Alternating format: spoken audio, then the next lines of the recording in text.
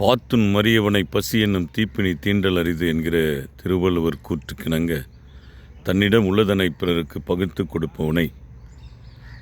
கொடுப்பவனை பசி என்கிற தீப்பினி அண்டாடு என்கிற திருவள்ளுவர் கூற்றை நனதாக்கி கொண்டு இந்த ஜேகேஎஸ்எஸ் ரியல் எஸ்டேட் குழுவிலே பயணிக்கின்ற அத்தனை தோழர்களுக்கும் எனது பணிவான காலை வணக்கத்தை மகிழ்ச்சியோடு கூட தெரிவித்துக் கொள்கிறேன்.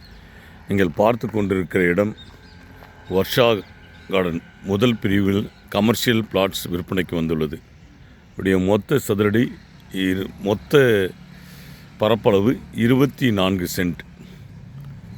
ரொம்ப அற்புதமான இடம் பாருங்கள். கிட்டத்தட்ட 90க்கு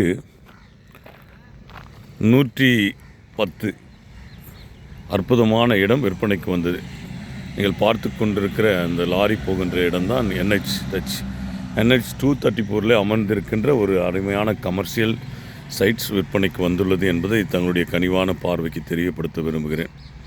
அவருடைய ஒரு சதுரடியின் விலையை அவர்கள் 3000 ரூபாய் என கோட் பண்ணுகிறார்கள். பேச்சுவார்த்தைக்கு உட்பட்டு தான்.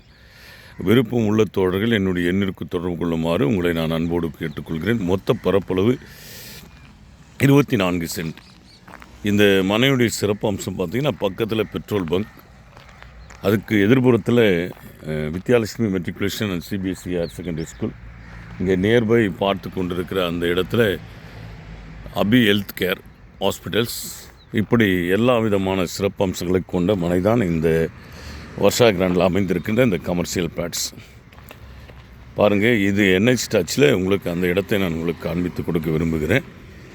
இப்படி சிறப்பான இடத்திலே நீங்கள் அழகாக ஒரு திருமண மண்டபம் அல்லது அப்பார்ட்மெண்ட் அல்லது கமர்ஷியல் காம்ப்ளெக்ஸ், இப்படி ஏதாவது ஒன்றை கட்டி நீங்கள் பயனடைவதற்கு ஏற்ற ஒரு சிறப்பான இடம் மலிவான விலையில் வந்திருக்கிறது என்பதையும் தங்களுடைய பார்வைக்கு தெரியப்படுத்த விரும்புகிறேன்.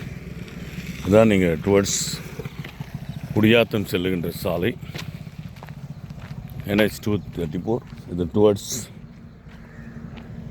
காட்பாடி செல்லுகின்ற சாலை. இப்படிப்பட்ட இடத்தில் தான் அமைந்திருக்கிற இந்த கமர்ஷியல் பிளாட்டை நீங்கள் வாங்கி பயனடையுமாறு நான் உங்களை அன்போடு கூட கேட்டுக்கொள்கிறேன்.